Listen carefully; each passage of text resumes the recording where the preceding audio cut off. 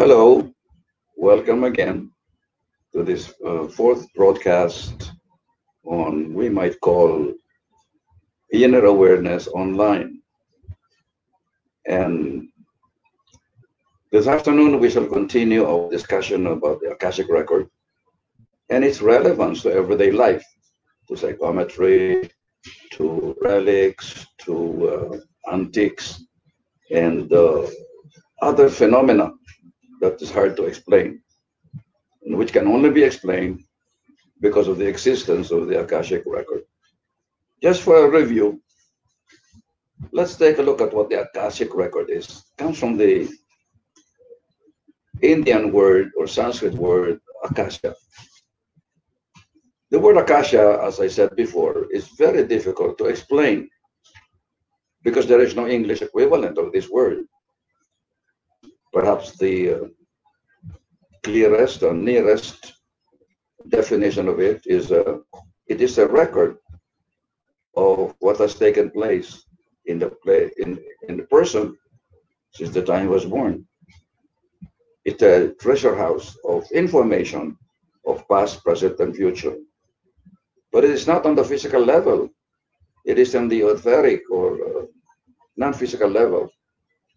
There is no way to prove the existence of the Akasha. We can only infer about it. Although recently, there are several theories in quantum physics that tend to prove the existence of the Akasha. Of course, they don't call it Akasha, they call it qubits, they call it something else, quantum entanglement, etc. Now, the Akashic record is a record of remembrance. Sometimes it's called God's Book of Remembrance. It exists on the non-physical level, and it encompasses everything or substratum of matter. If you remove everything else from matter, what will remain is the Akasha. Of course, quantum physics defines it differently. If you remove everything from matter, what's the smallest particle of matter? The ancient Greeks will say it's the atom. But of course, the atom has been divided, and we now know that it is composed of more elemental elements, like neutrons and electrons, etc. But going back to the Akashic record, it is the existence of this record that explains the phenomena, for example, of psychometry or object reading. People can read an object by just holding it. And it explains why relics are important to the church, why antiques, whose origin you do not know, it's not advisable to bring them into your home. And why is it that some people, primitive people, do not want to shake hands with you or strangers or take the pictures or have their pictures taken? This can all be explained by the existence of the Akasha. Primitive people would not want their pictures taken or to shake hands with strangers because they feel that if this is done, something of themselves goes out, something is left the person to whom they shake hands or to the picture. So primitive people believe in this, and modern scientific-minded people think that it is nonsense, it is old wives' tale, it is superstition. Actually, they have a basis in fact. And the reason that they don't do this, that they believe something of themselves get imprinted on the object or on the person that touches them. The concept of the Akasha is that anything that you touch leaves an imprint of you on that object. For example, a knife, I think I used this example before, that is used just to cut vegetables and peel oranges will not have any emotional value or emotional content strongly. But if the same knife was used to murder or to kill a person with anger and passion and hatred, then that knife acquires a different energy. It's no longer the same. What changed is the imprint that is left there by the emotion of people who touch it. So based on that, some people say that the mountains have, or the hills have have eyes, and the walls have ears. Is because what happens in a certain place is recorded in the Akasha of that place. Same thing with antiques. An antique whose origin you don't know, which has been used in rituals, etc., and must have had some history that you do not know. It's not advisable to be brought to your house. There was the case of this very famous movie actress, old actress before the 1980s, who bought an antique mirror, about 100-year-old mirror. And after that, there were unusual incidents happening in her apartment. She lives alone with one helper. She would wake up in the morning having hematoma all over her body. She has difficulty sleeping. And when she brings a man to her room, they always quarrel. And so she called up and asked if I could go there. And I was able to trace this to the antique mirror that she bought. And since that time, this thing had been happening.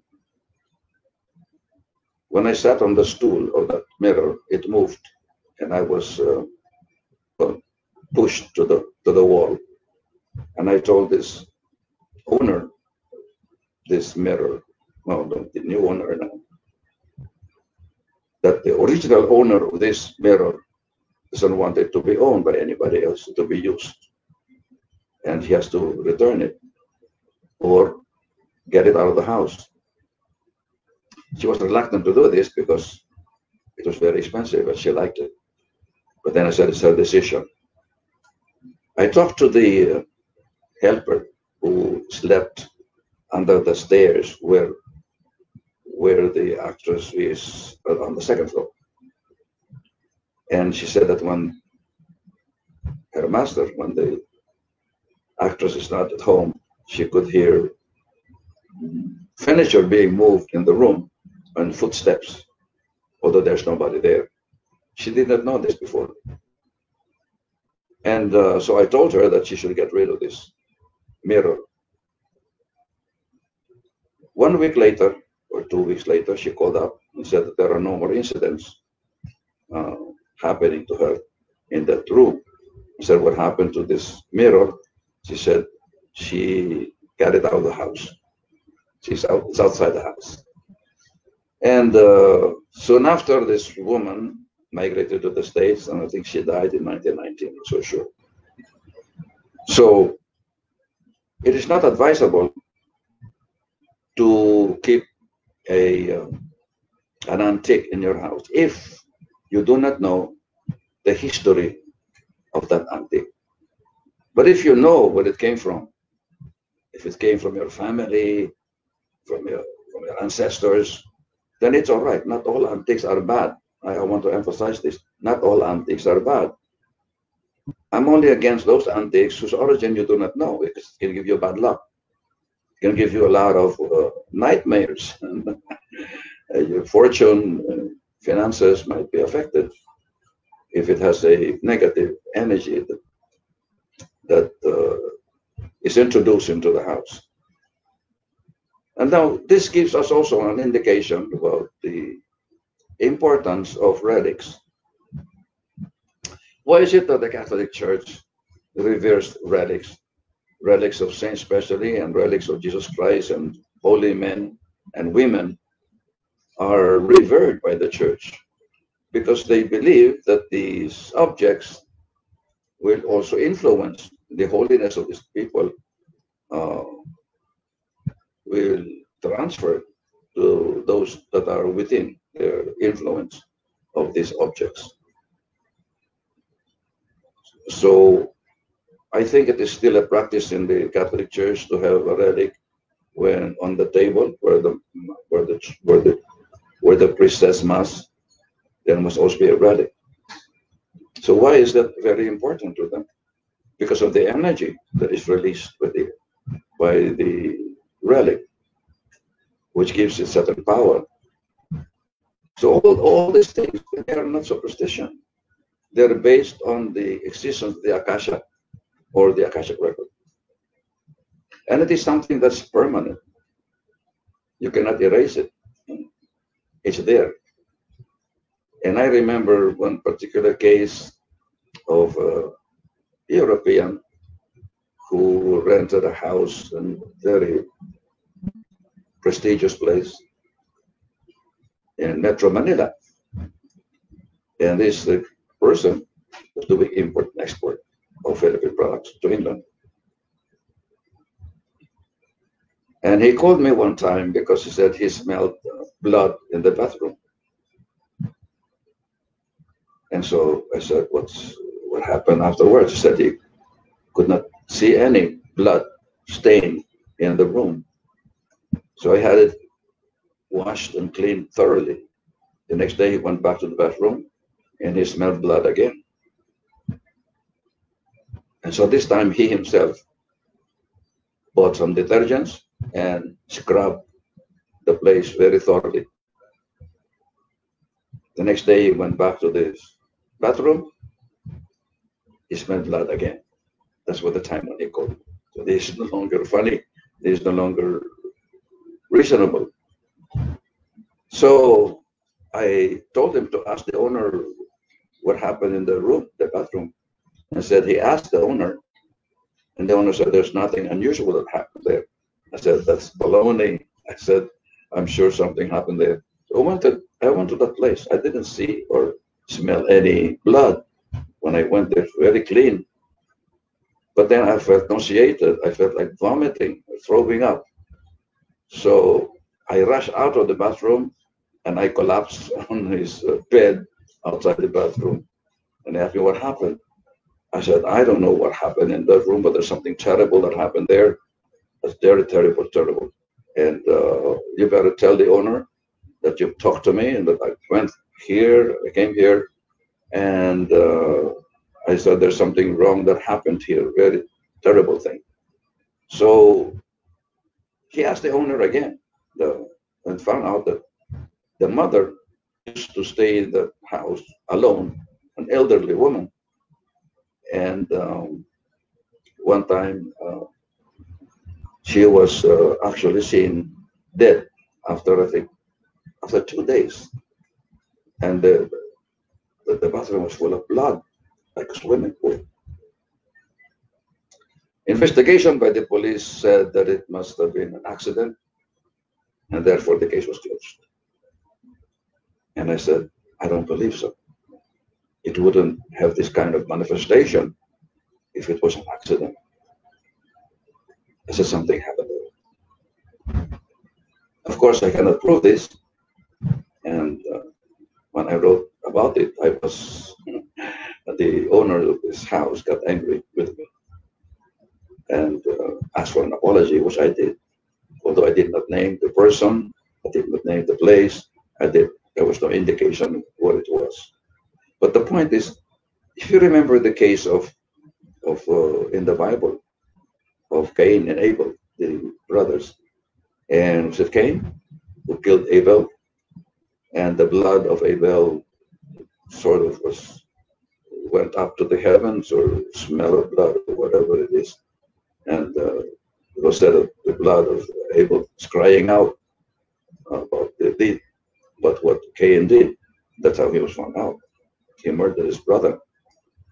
Similar thing happened to this woman.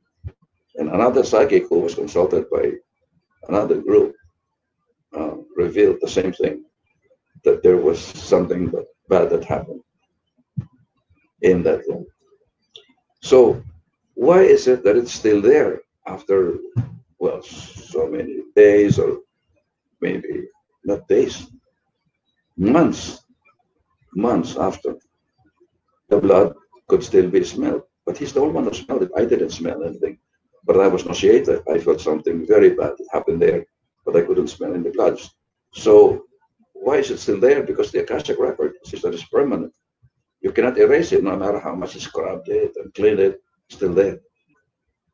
It cannot be erased. Maybe one way in which it can be erased, if the imprint is not so strong, then it's possible for an object placed under the sun, and probably the energy, the negative energy, will somehow dissipate if it is not too strongly imprinted. But if it's as strong as that, a murder, then it cannot be erased. It cannot be erased. And there is a passage in the Rubaiyat of Omar Khayyam which says that the moving hand writes and heaven writ moves on. And there's nothing you can do about it, neither your entreaties, neither whatever you say will erase a word of it. So the Akashic record is a permanent storehouse of information that can be tapped by somebody who is psychic or clairvoyant or has a high degree of sensitivity or consciousness or high level of spirituality. There are very few people who can read the Akashic record. One of them was Edgar Cayce, an American psychic, late 1945, who goes into a trance, and you can ask him anything in the world, science, literature, religion, medicine, and he will answer it. And he will not know what he said when he is waking up. When he is in his waking state, he doesn't know anything. And he has very little education. I think he finished, if I'm not mistaken, the equivalent of a 6th grade in school. But when he goes into a trance, he is able to discourse science and religion, and spirituality, mysticism, paranormal phenomena, psychic phenomena, health, etc., with great accuracy. And when he died, he left 14,500 readings, most of them about medical diagnosis and medical treatment of all kinds of illness. When he was asked where he gets his knowledge, he said he does not get it from the spirits. He was not a medium. He's not a spirit medium or channel. He does not communicate with spirits. So where does he get all his knowledge? 2 sources, he said. First source, the subconscious mind of the individual who consults him and asks questions. He gets information from the subconscious mind of that individual. And the second source of information is the Akasha, or the Akashic records. So that's it. One of the most famous use of the Akasha was with Edgar Cayce. So a lot of questions can be asked about it, and its role in our daily life. There is a distinct psychic power called psychometry, or object reading, where you can hold an object belonging to a person you do not know, and you can tell everything about that person or what happened to that object. The ability to read objects was discovered by I think he is a physician, Dr. James Rose Buchanan, Joseph Rose Buchanan, in the 1800s, who discovered the ability of people to hold an object and tell everything about the person who held the object or about the object itself, the history. And he wrote the book, A Manual of Psychometry. He was the one who first used the word psychometry, which is different meaning from psychology. In psychology, psychometry refers to the psychological tests, aptitude tests, IQ tests given to people. And the one who interprets this is called psychometrician. That is not the meaning of psychometry here. Psychometry is from its original derivative term, which means soul measurement or mind measurement. Psyche from mind and meter measurement. So he was using it from its literal meaning of psychometry. There are some people who have become very famous for being able to read an object by just touching object belonging to another person. One of them is Gerard Croiset, a Dutch peasant who was able to tell everything about the person just by holding anything that he owns or has touched, like eyeglasses, ring, cap, or anything he has worn. He can tell where that person is and describe him. And he was consulted by the FBI, Scotland Yard, and the police of the Netherlands in finding missing persons or the hiding places of suspects of murders or criminals. And he was pretty successful, although of course he's not 100%, but he was successful in finding people and also suspects of murder. And by the way, when I was in the Netherlands, in Utrecht, came from Düsseldorf, Germany, motored to Utrecht, I talked to the head of the Psychotronics Society. Psychotronics is a psychic research society in the Netherlands. And he showed me a letter from the Netherlands Police Department saying that 12 murders during that year were solved with the help of psychics. Call it psychic detectives. These are psychometricians, or people who can read objects. In my class on ASP, I teach people how to read an object by just touching it. It's a very simple process. And about 70% of the participants in my class are able to get something verifiable about the person who owned the object. That's why they find it very exciting. So it proves the existence of this Akasha, or the Akashic record. The Christian religion calls it the book of life. When a person dies and goes to heaven, St. Peter will consult the Akashic record of the person and then tells him where he has to go, whether up there in the heaven or somewhere else downstairs. And it's called the book of life. It's not really a book. There's no physical thing in heaven. It is the Akashic record. So that's all for now. If you have any questions, I would be happy to answer them. This is Jimmy Licauco signing off for now. Or not yet, but out. Let's see. There are some people asking questions. Dominic. Akasha po ba? Ito, lahat ay naka-record. Events, past, present, and future. Yes, everything. Past, present, and future. Yes, it's there in the Akashic record. Dominic. Any other question? From Max Bebot Tandan. I have a collection of antique coins. Will it bring favorable or unfavorable reaction? I don't know. It may be neutral. Usually, this type of antique coins may not have really that much negative energy. So if nothing's happening there, then forget it. Don't worry about it.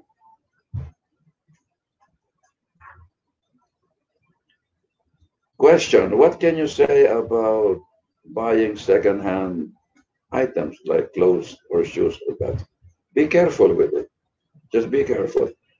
Just find out who first used it. For example, if you know that a jacket, second-hand jacket, was worn by a serial killer or a well-known criminal, would you like to wear that jacket? No, of course not. So it depends on the background. If you know where it came from and who wore it first, then it's good. If not, I'd rather not touch it. Question, how do you release or cleanse items that have been previously owned?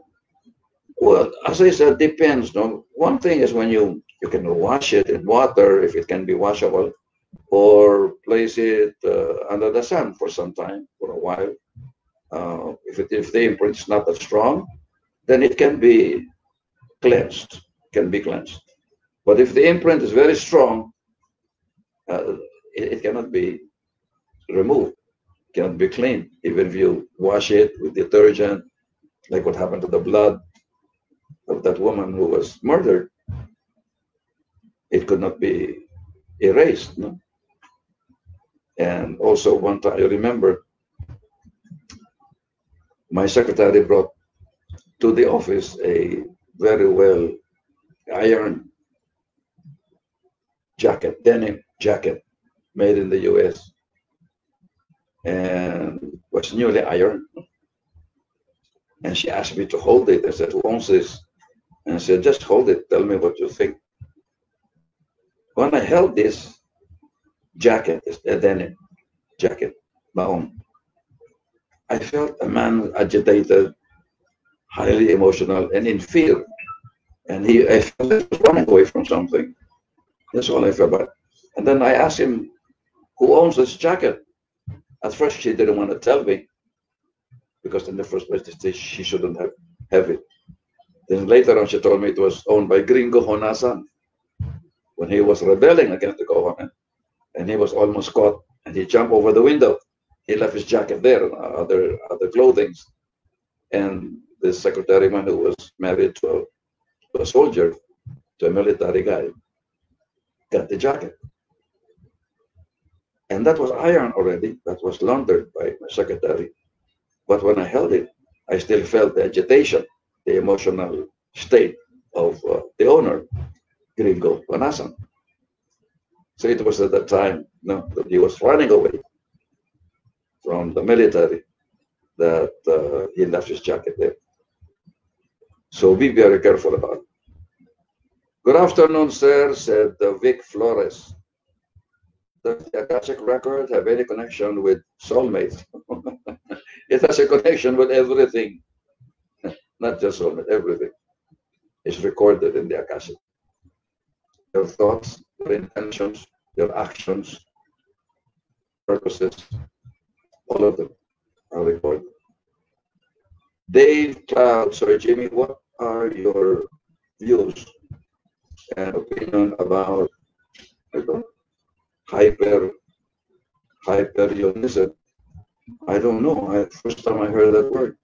I have no opinion about that unless you define what it is.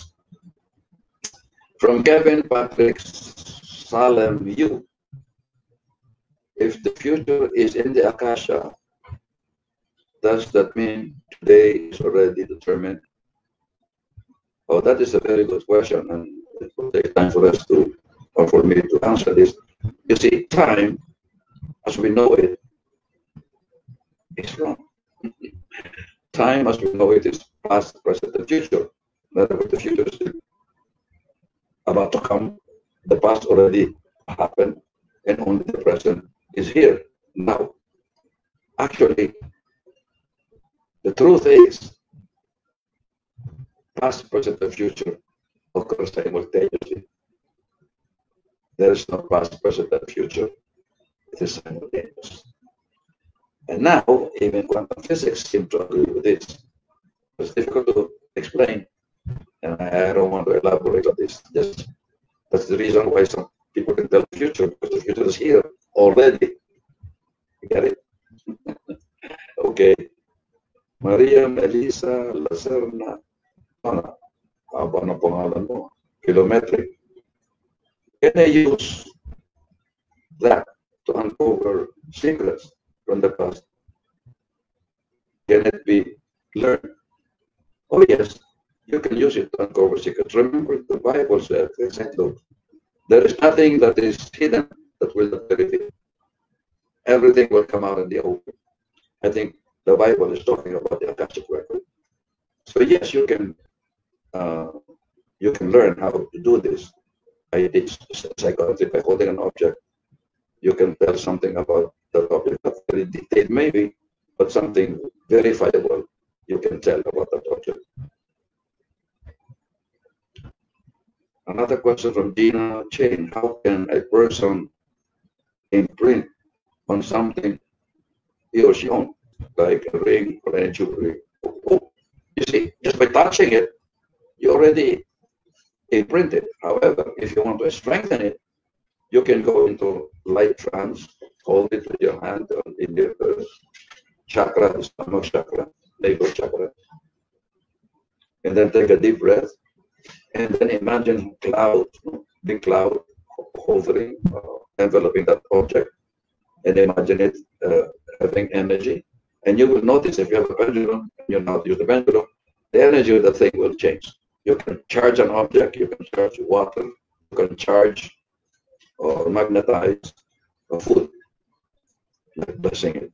That's why blessing is important, by the way. If you bless something, you actually give it some energy.